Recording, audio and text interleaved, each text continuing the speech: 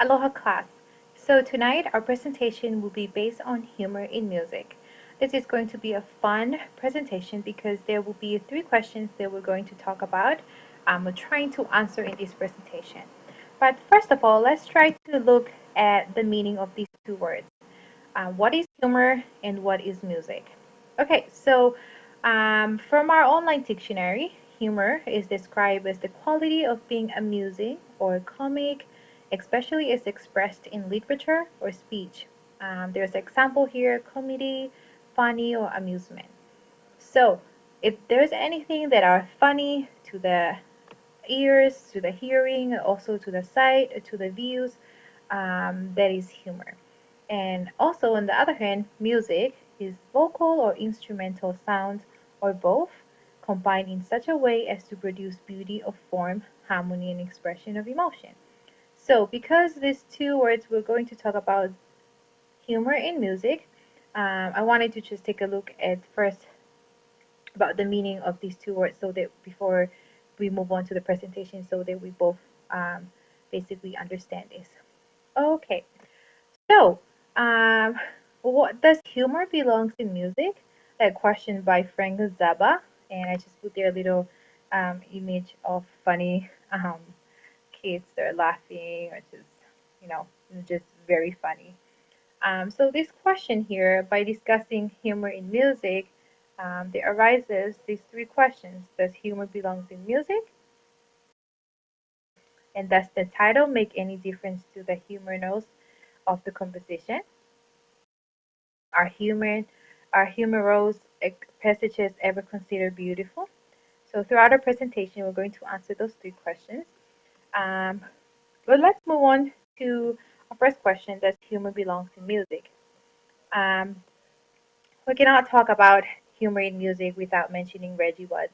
He's a really famous guy, um, and Reggie grew up in Germany. I just want to give a little background information of who Reggie is so that we can be able to know this person before we watch his show.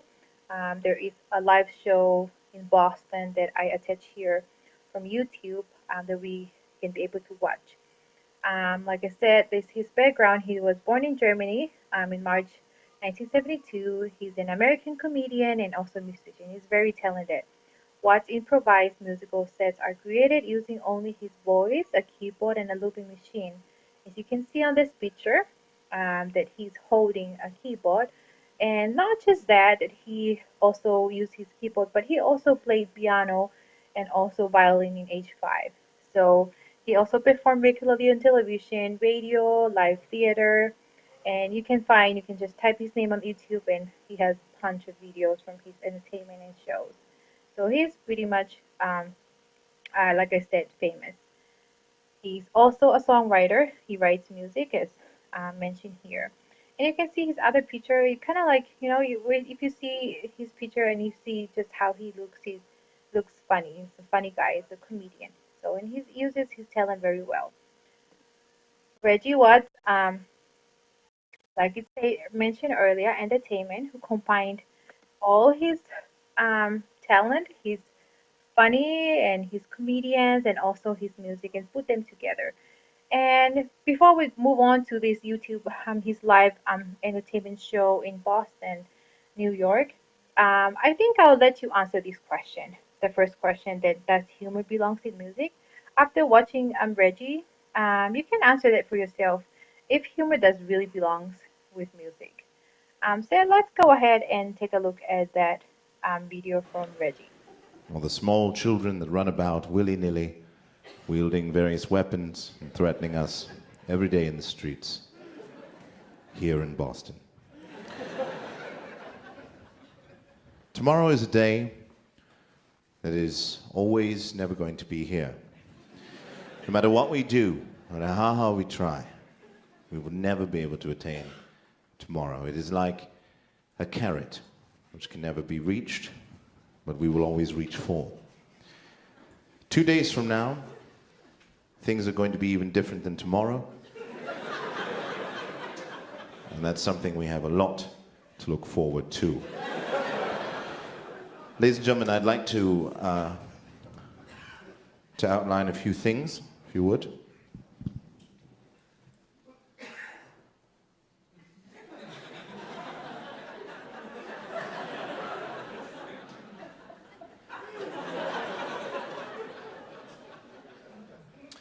Right. I'd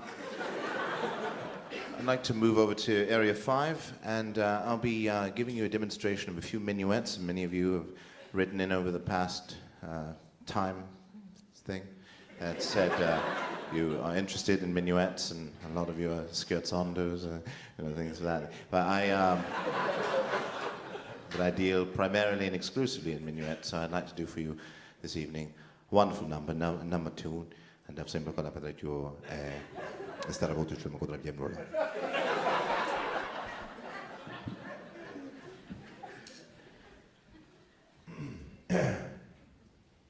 E questo dallo kuten bada ritorno in stare che andare a ritorno da matekia e sto amico del loro italiano no sé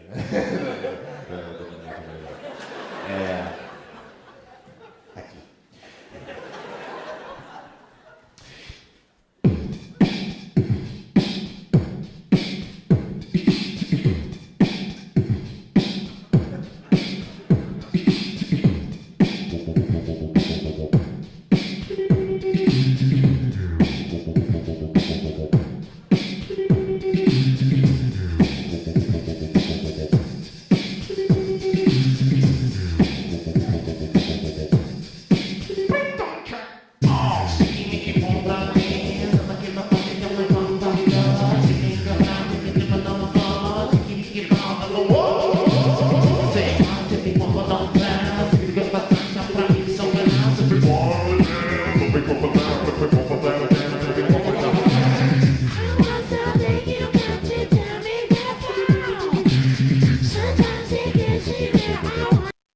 Okay, thank you very much. As we can see, his Reggie's entertainment program, and also he's implementing his music.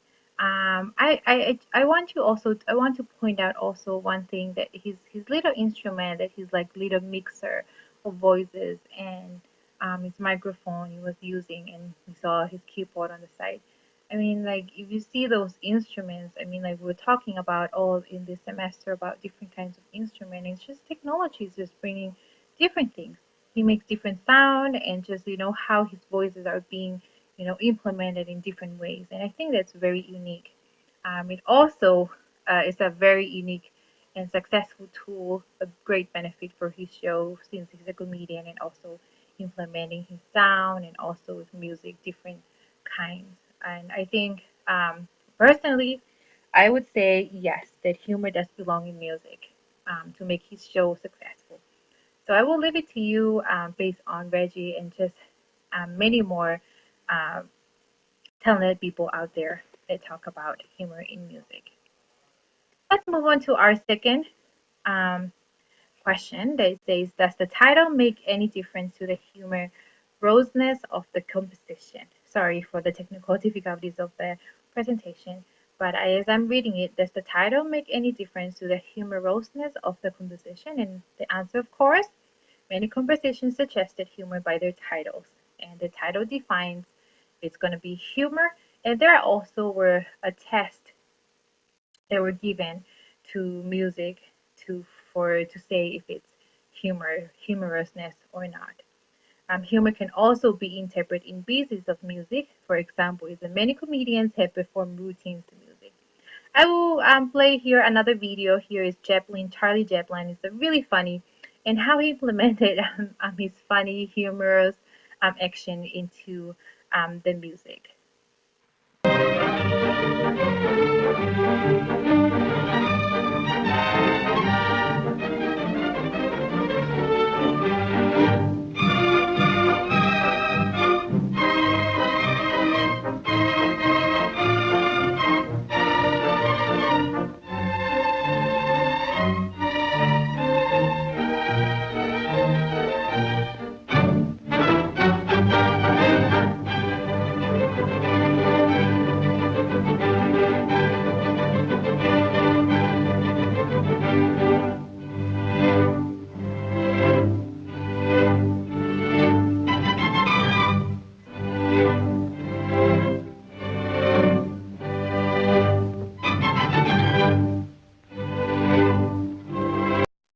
you very much.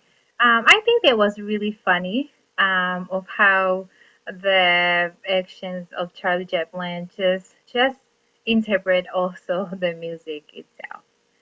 Um, so, and I just put there like just a little depictions of funny animations of that complement music. And I think it will be funny, and I think it kind of like relate also to our title, humor in music, and just these little things, even just small kind, but it does really relate to our topic, humor in music, and how this cartoon animation really advertise music very well. Okay, so our last question: are humorous passages ever considered beautiful? Um, There is a really great music piece here. Richard Strauss's, sorry if I'm pronouncing that wrong, but it is played by the Boston Symphony Orchestra. And I want you to listen to this because it was chosen, it is a worldwide. It was chosen because of their undoubtedly humorous intent and their widely different styles and means of production involving many instruments. And that came to my mind. So involving many instruments is just beautiful.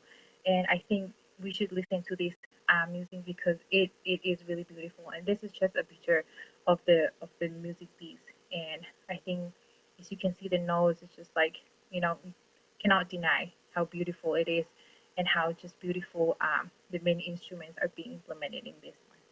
Okay, let's take a look at it.